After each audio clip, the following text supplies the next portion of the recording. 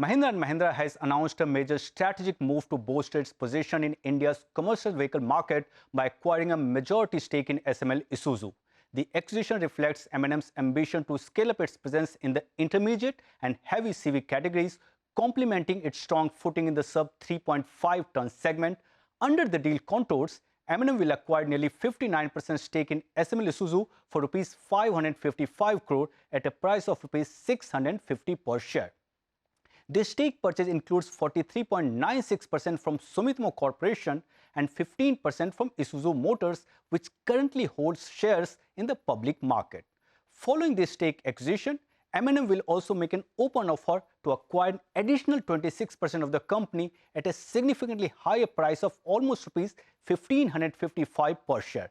The transaction will be an all-cash deal, and the company expects the acquisition process to be completed by December of 2025. The objective behind the acquisition is clear. M&M wants to solidify its presence in the bus and truck segment, where currently it holds a modest 3% market share in vehicles over 3.5 tons. With SML Isuzu's integration, M&M expects to double this market share to 6% immediately, and more ambitiously, the company aims to grow its share to 10 to 12% by FY31 and surpass 20% by FY36. Notably, SML Isuzu commands a 16% market share in the intermediate light commercial vehicle segment, a crucial category that bridges LCVs and MCVs, providing an important growth lever for M&M. SML Isuzu, a prominent name in the LCV and MCV spaces, operates a well-established manufacturing facility in Shahid Bhagat Nagar in Punjab.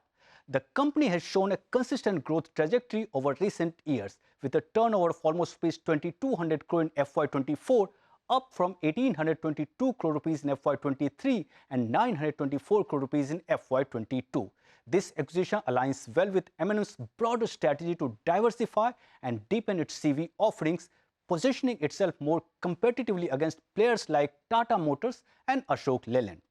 It also gives M&M access to a strong brand, an experienced dealer network, and a product range that complement its existing portfolio.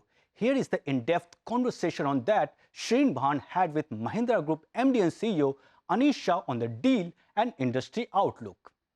M&M has announced a major acquisition. The company will acquire a 59% stake in commercial vehicle manufacturer SML Isuzu for 555 crore rupees and will also launch an open offer for 585 crores for an additional 26% stake, as it looks to strengthen its position in the trucks and buses segment. With the acquisition, M&M is likely to immediately double its scale of production and is eyeing tripling that by FY31. Joining us now to talk about the road ahead is Anish Shah, the Group CEO and Managing Director of the Mahindra Group. Anish, many thanks for joining us here at the CNBC-TV18 studio. It's great to have you, and congratulations on getting this deal done. But let's start with valuations. A big difference between what you offer the sellers and what the minority shareholders get. It's 650 versus 1554. Take me through how you arrived at the 650 valuation. I would just say that it's a fair valuation for all concerned. And for us, we've always followed a very structured process in terms of focusing on certain businesses, investing where it makes sense. And it made sense for us to invest at this value because we feel that from here we can grow the business and deliver returns for our shareholders, which is a very important aspect in how we look at this. And therefore, a blended value is what we really saw. That's what we're finally investing.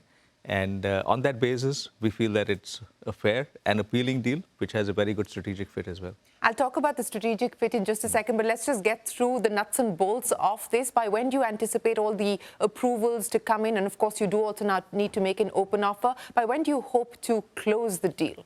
So typically, 60 to 90 days is the process. And we hope to be able to stay within that time frame and close it then. I know you've said that you intend to keep this a listed entity, but is that the plan as far as the foreseeable future is concerned, or is that the medium to long-term plan as well? Do you envisage a future of this being a separate listed entity? That is a plan right now. I'm not sure whether that will change or why it will change, but we feel that it is important for this to stay as a listed entity and be able to compete in its segment effectively. Okay, let's now talk about the synergies, and let's address this at the back end to start with, and then I'll get to the front end. At the back end, what do you believe the synergies can be, both in terms of the capacities that you have and how you intend to make use of those? What's the plan on the back end? So, Shereen, scale matters. And there are synergies across the entire spectrum. To start with the back end, it's looking at first the product complementarities and the investment made in developing new products. It is about procurement, the manufacturing strengths that come in. And this is where M&M's manufacturing strengths will play a huge role as we look at building a stronger stake in this segment.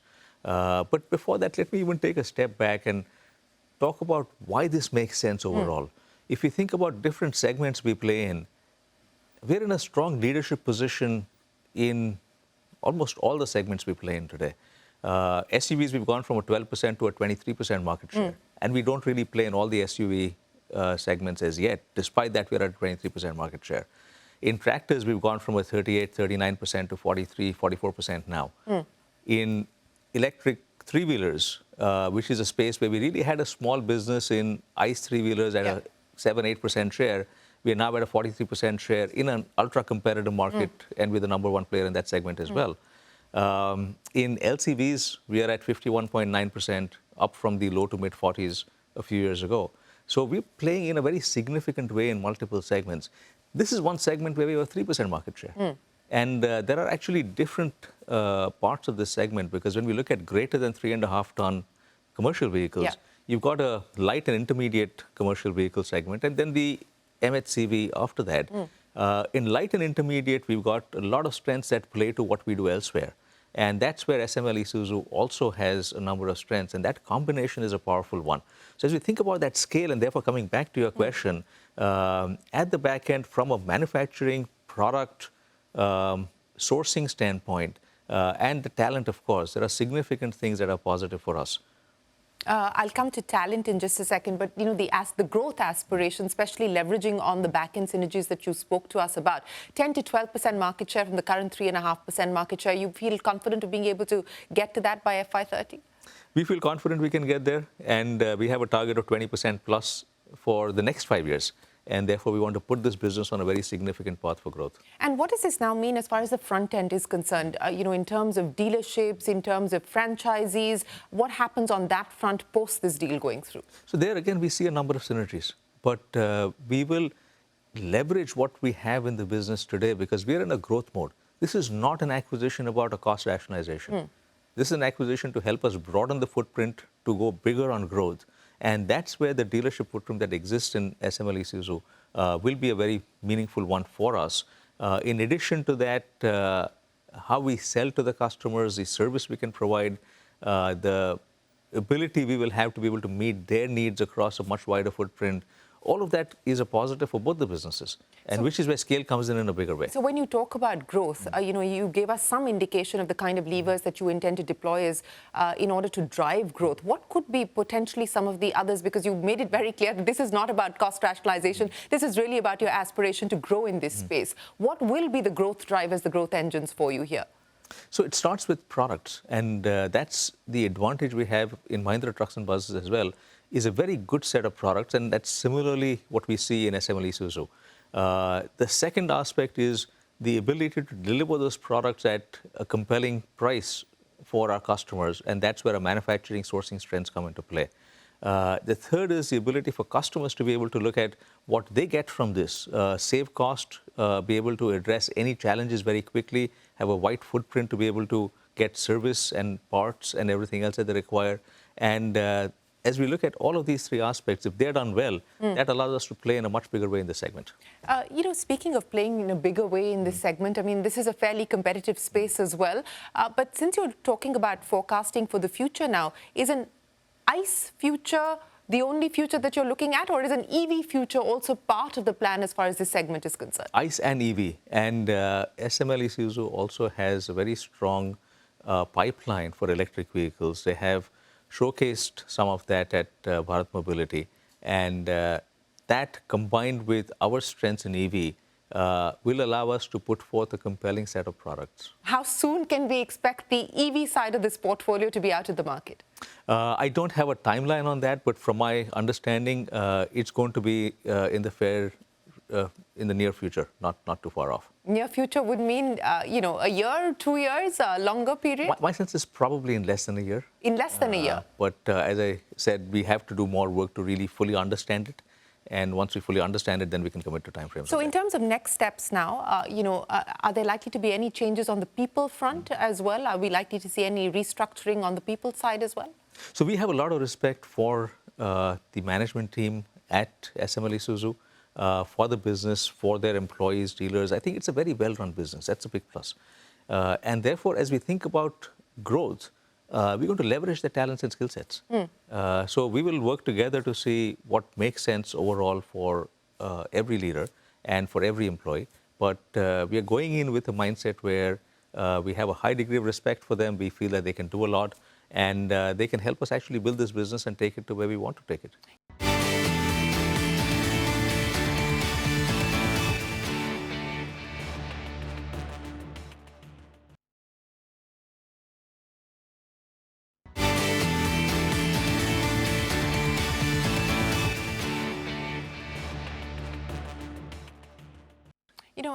Just stepping out of this particular acquisition to what's happening as far as the marketplace is concerned, I'm sure you've seen the comments that Mr. Bhargav has made at Maruti Suzuki on what's happening really as far as the low-end market is concerned, where the pain continues to exist. What is the sense that you get, about spending capacity at this point in time and how that's likely to drive consumption or not aid consumption as much as it ought to? A lot is defined by the products that we have as well. And we've seen and continue to see a good demand for our products. More on that, Shereen, I will hold off till our earnings call, which will be exactly a week from today. But on balance, we've seen a good market. We have stayed with the commitments we've made year to date at least. And as you've seen our numbers for volume for both SUV and tractors month over month, they have been fairly healthy, the volumes that we have declared publicly. On the EV launches that you did, and that of course was a big pivotal moment as far as the journey is concerned, what's the update? What's the status check? What can you share with us on how that's panned out so far? Our customers love the car. I love the car. I Is love driving it. Yes, absolutely. And it's just so much fun to drive. The power, the technology in the vehicle is just truly amazing.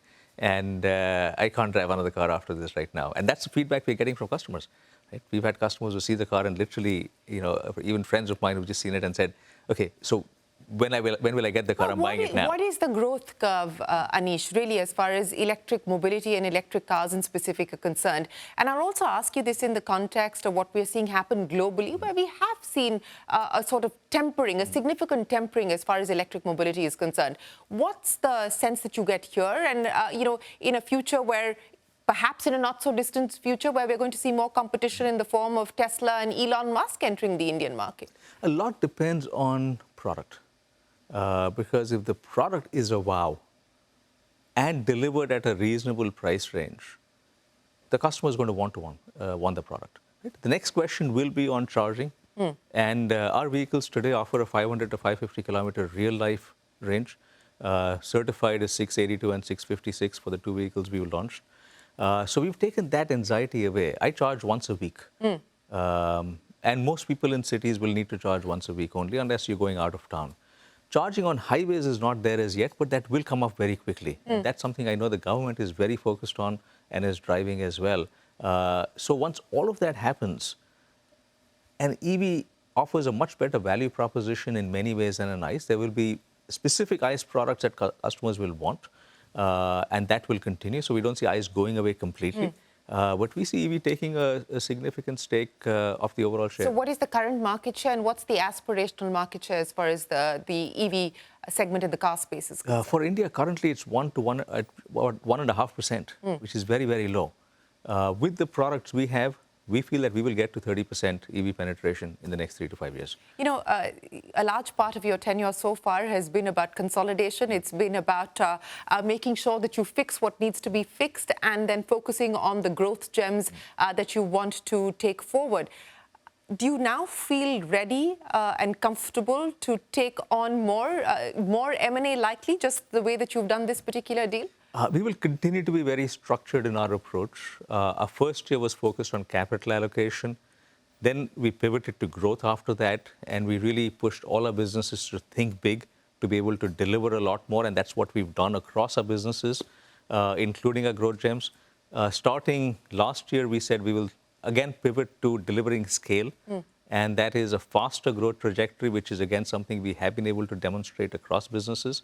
And that's the phase we're in right now. But we will look at each business, make sure it can actually deliver what it promises. And if it does, we will put more power behind it, more capital behind it, and enable it to grow. So, you know, you talked about some of the tailwinds that you're focusing on, but if I could ask you about the headwinds currently, it is a very, very volatile global environment. It's an uncertain global environment with the way the tariffs are playing out. But specifically from your point of view, what are you concerned about today? What is worrying you in terms of potential headwinds? The world is a very, very uncertain place, a lot more than we had ever imagined it would be. I remember we talked about black swan events that happened sort of once in a lifetime. Now they probably happen every month. So our approach is to be agile and to be able to respond to things as they happen. Having gone through COVID, it's made us much stronger. The semiconductor crisis was a very significant one for the auto business. Therefore, what worries me is actually what I don't know in terms of what's going to happen tomorrow. What we know, we've got plans in place for. And therefore, we want to stay very agile to be able to respond to things as they happen and pivot where we need to. You know, exports was a big part of your plan of growing the business as well. And that's been a fairly small percentage driving your revenue so far. Does that change, or are you approaching the export business differently in light of the current state of flux? So it's been a little slower than we would have liked, largely because of the success we saw domestically. Because the kind of demand we got for the products we launched, we just couldn't deliver in time. And sometimes that's a good problem to have. Now we are focusing on exports more, but specific markets, we want to try to get to a 15% market share in certain markets before we go to the next set. So it's a fairly ambitious set of plans, but again, one that's done in a structured and disciplined manner, where we're picking certain markets, trying to get to a certain market share there and then move elsewhere. So where are you closer to being able to get to that 15% market share in the markets that you've already forayed into? In South Africa, Australia and Chile. Okay. Right? These are three markets also that have very little domestic manufacturing. That's one where we've played in over time. We've had distributors set up a brand that exists as well. And the products that we're launching there now are seeing a lot of very good demand. So we should be able to we are in 10% in one of the markets already in a segment we play in, at 5% in another market, and therefore we're on our path. You know, digressing away from auto for just a second, because one of the other potential growth areas, especially again in light of all the developments that are taking place globally as well as locally, Mahindra Defence, you know, what's the playbook looking like at this point in time, given the many factors that you have to contend with? So we play only in the transportation and security areas of defense. So armored vehicles is one that we have been supplying to the Army for many years and continue to be at the cutting edge of technology there. In fact, that's where our trucks and buses business helps as well, because there are synergies across both. We're doing a lot in terms of security systems, in terms of counter UAWs, in terms of surveillance mechanisms and surveillance underwater systems and so on. So it is a big area, and we feel that in transportation and security alone, there is a lot that can be done.